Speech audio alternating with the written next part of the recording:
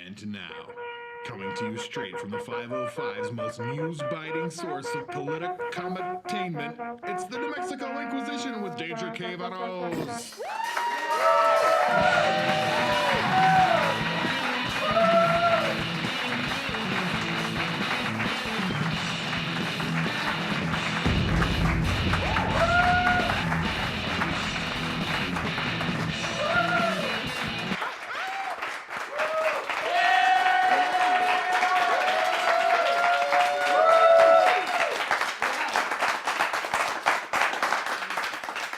Welcome back to the New Mexico Inquisition. I'm Danger. Thank you very much for coming. This is episode 10 of the second season, so thanks for being a part of this, everybody. Thank you very much. All right. We're going to talk about the news a little bit before we get our panel of guests on the show. What's in the news? The flu season is still in effect right now. Flu death toll has recently climbed to a staggering 34 deaths. Right? How are we going to make that funny? I've recently started bathing in Purell myself. So. One of our staff writers actually showed up to a writers' meeting with the flu, so we set her on fire. I'm just kidding, we fired her. Oh no, we fired her. We did set her on fire? Yeah. Okay. Good. Hey, get her desk too. Can't have that. The Albuquerque City Council recently sent a proposal to the mayor's desk to raise the gross receipts tax to 8%. That's right. The gross receipts tax, for those of you who aren't aware, disproportionately affects the poor working class, kind of like the police.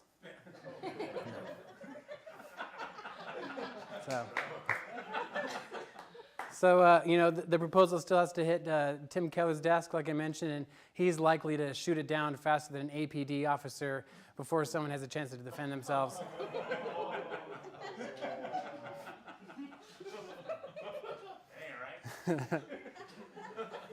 Yeah. Here's a story straight out of an episode of Longmire. There's been a third death related to the Forrest Fenn treasure. You guys familiar with this? It's that guy who buried a treasure somewhere in the wilderness, supposedly. You know that, or he's trolling everybody. And he left behind 2 volumes of poems and literature as a key to help find it. And, there's a lot of death in Longmire. Have you guys seen Longmire? Anyone watch the show? Yeah. Mm-hmm. Yes. Yep. Not a lot of people. This joke's going to go over there. A lot of death in that show, and it looks like it's coming to real life. It's bad, folks. Real bad. Almost as bad as the writing and acting in the final season of Longmire. So.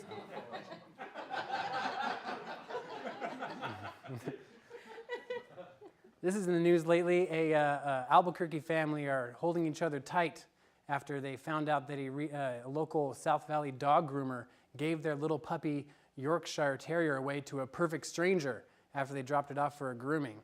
It's terrible, terrible. Bad business. Bad Ace of Hearts. Bad. That's a no-no.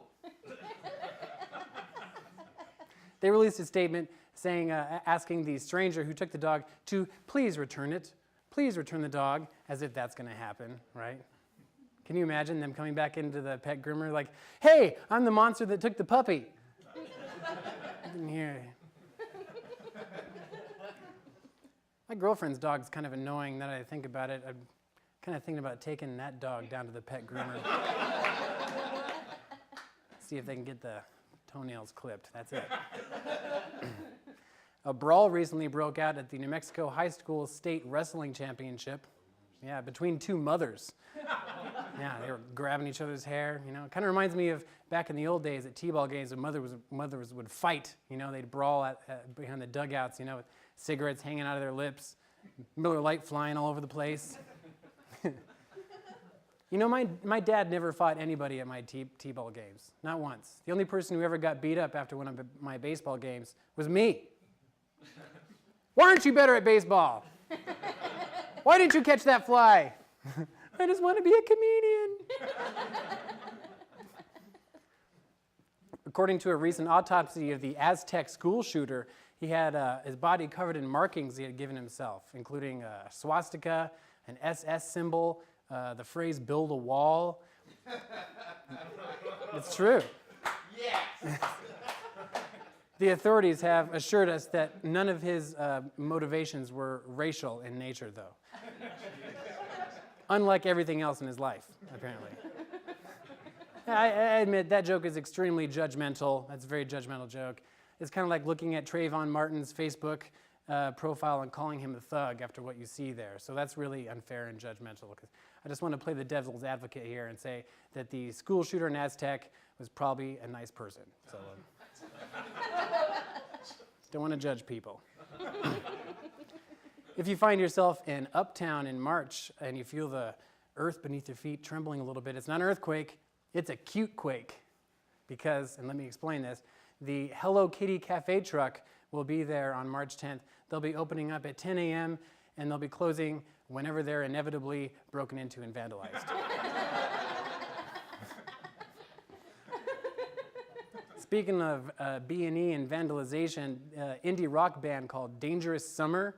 Did you guys hear this? They recently had their tour bus broken into at the Windrock Mall. They were parked in a well-lit parking lot. They had $15,000 worth of equipment stolen while they're inside getting some BJs.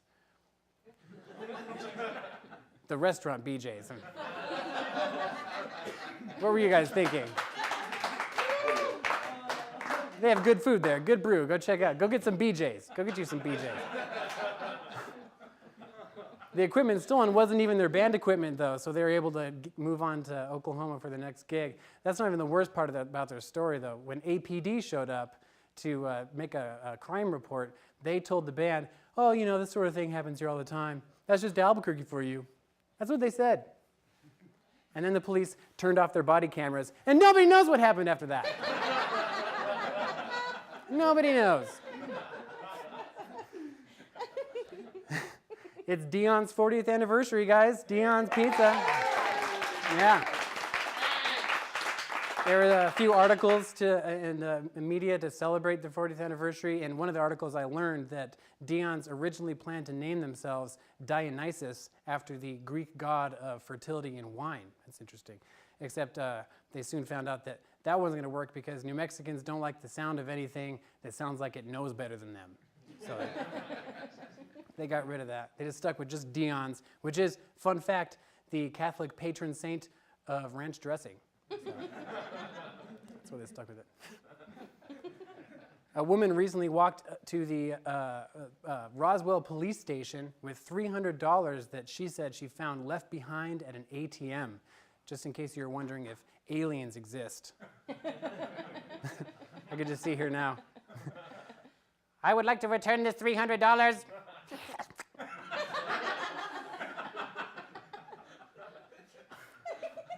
Also, I come from France. I come from France. Ooh. Things are weird down there, folks. This next story comes from Otero County, where they're having a lot of problems with vehicle on elk collisions, a lot of property damage, a lot of animal deaths going on there. They're trying to find a way to curb all this carnage. A recent county spokesperson said that they're going to be working with the community, local officials, and property owners to see if they can put up some game fences to help try to stop this from happening. I don't think they're going far enough, though. I'd say they build a wall and make the elk pay for it.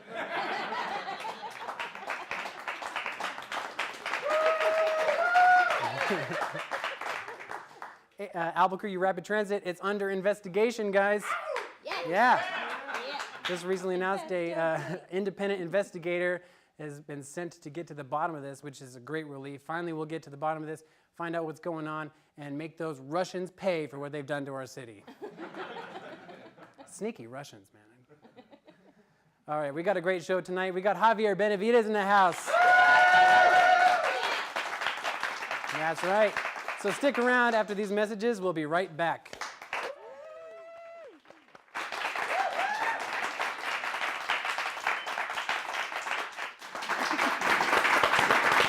All right. Welcome back. Welcome back to the New Mexico Inquisition. We got a hot panel of guests for you tonight. First of all, I'd like to introduce our new producer, New Mexico Inquisition political analyst, Stephanie W. Diaz. Everybody put your hands together for Stephanie. Thank you. how are you doing? I'm doing great. You having a good day? A really good day. Good week? Oh yeah, great week. Short week. Yeah. President's Day week, you know. It flew by.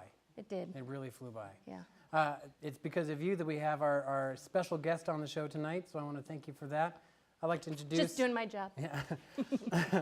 I'd like to introduce Javier Benavidez, ladies and gentlemen, to my left.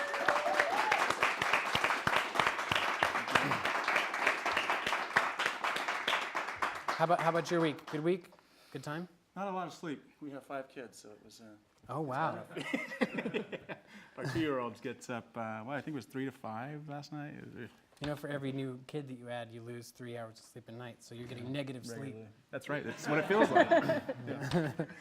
I'd also like to welcome our comedian guest, special guest, John Cuellar, over here to my right. All right. Nice. Why, thank you. How's it going? How you doing? I'm good. I'm good. I feel underdressed except for the cat hair I'm wearing. So, but thank you for having me on. Of course. It's been fun. There's been a lot of. Do you watch a lot of news? I watch all news. You watch all the news. Yeah. So you heard about the puppy that was taken. I did hear about the puppy that was taken, and they gave it. The person asked for the puppy by name, right? Do you remember what the name was? I don't know. What was the name? That's the first thing you forget are the names. Yes, usually. Say her name. It's the first thing you forget. Is it? Man, it was terrible. I Yeah. don't know. Have you taken an animal to this shelter before, or this groomer? To the groomer? Ace of No. Hearts? No. I heard you're gonna take your girlfriend's dog down there, huh? Yeah, right away. Yeah. Okay. What's the dog's name so I can ask for? I mean, just so I can know. You know, the names are the first thing we forget. All right. What was Javier? What was your initial reaction when you heard this news? You know, I mean, it matches with what's going on in Albuquerque. It's there's a lot of folks who are very passionate about keeping animals alive. You know. As opposed to the opposite. Right. Yeah. So we still live in a good place. I just want to make sure I people suppose, know. yeah. Albuquerque is a good place. Please visit. Stephanie, I believe that you had a couple of questions for our special guest. I do. I know Hav's here with us with his organization. Tell us a little bit about your organization. What is it? Democracy Dollars? Yeah. So we're gonna give something a try this fall in Albuquerque. It's called Democracy Dollars. We would be the second city in the country to have the system behind Seattle, and it basically is aimed at improving who participates in our democracy. So right now, you know, turnout's about 30% in our city elections, and we really want to both boost that and also diversify who's participating. And I have some So who graphics is here. participating? I'm glad you asked that. So this is what's fascinating. This is going to blow your mind. But this is a graph of the ages of folks who turn out in our elections. So I coded millennials blue. This is actually, I'm sorry. This is the voting age population. The So this is- yellows aren't Asians, are they? Because that would be very That's coming wrong. up. That's coming up. I'll show you that. This is who lives in our city. So it's about a third, millennials, middle-aged, seniors. This is a graph of who votes in our city elections. A lot more Asians. This is actually seniors. This is So I guess you could say a little yellow, crusty. So Hav, would you say our current voting segment is just pale, male, stale? Absolutely. Yeah. Yeah, absolutely. This is by race. You know, we've got half Latino, half Anglo, and then others. These are the actual people who live here. These are the actual people who live here. This is who votes in city elections. This is Wow.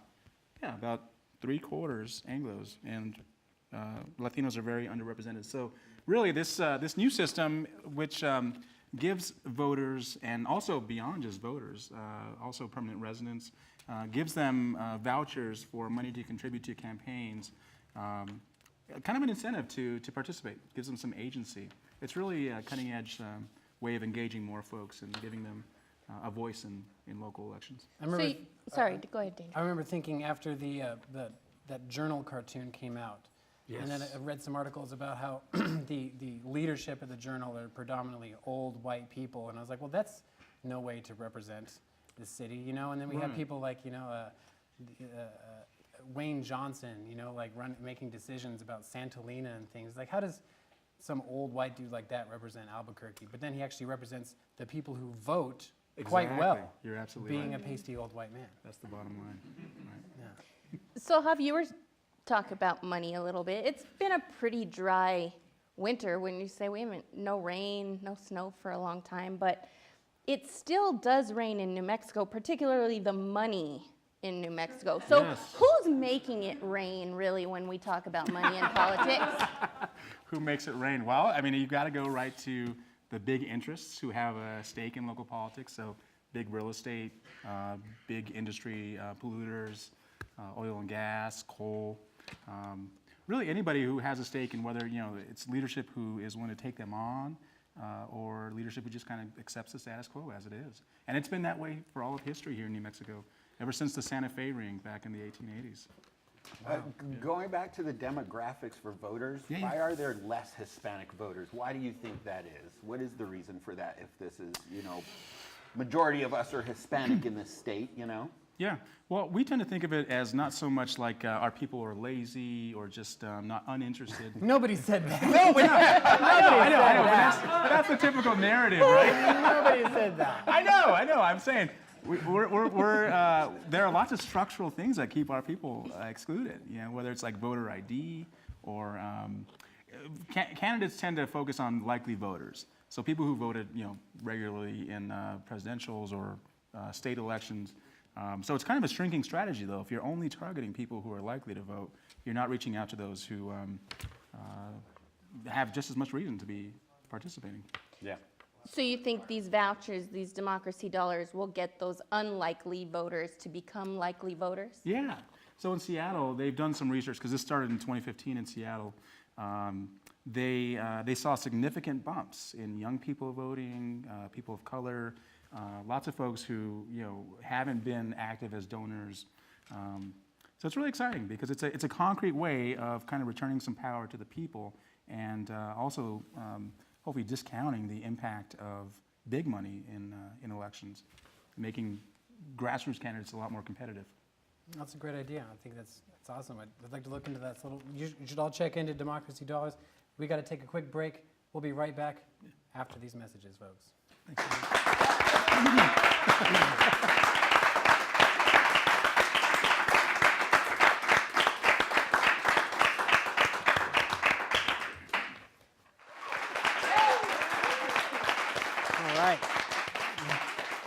All right, welcome back.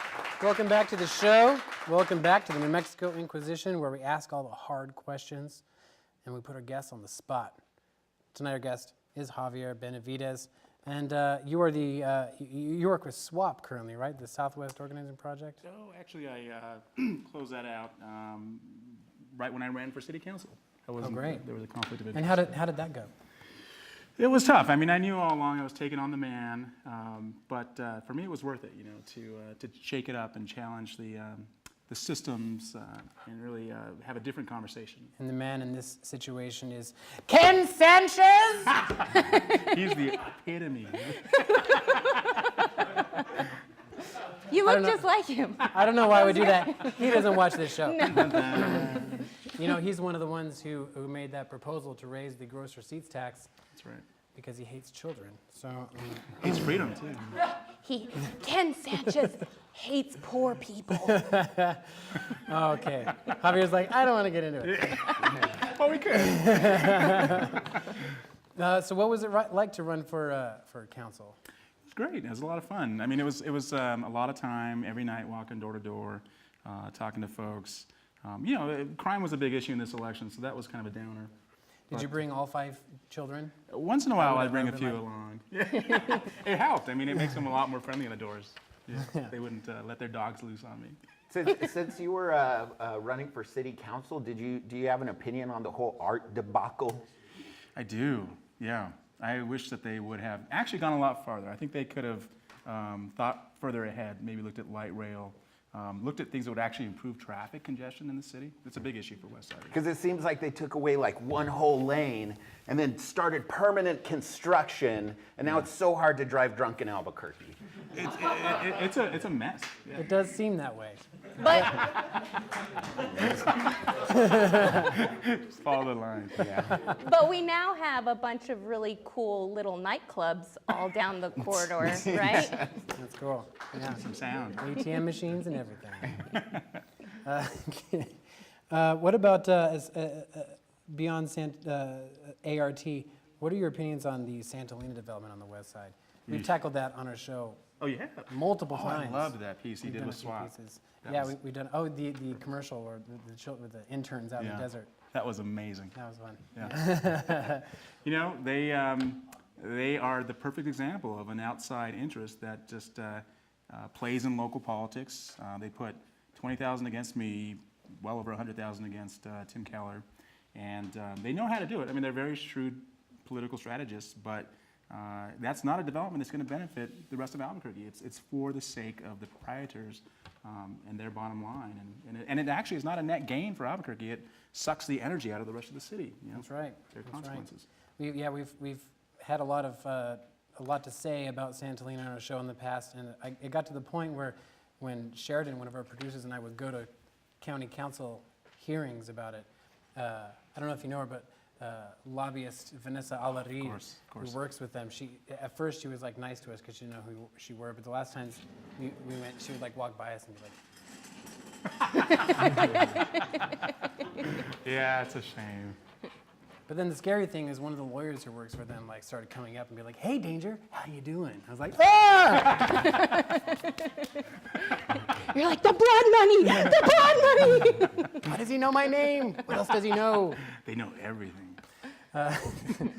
Yeah, that's a pretty bad situation out there. What was it like working for Martin Heinrich?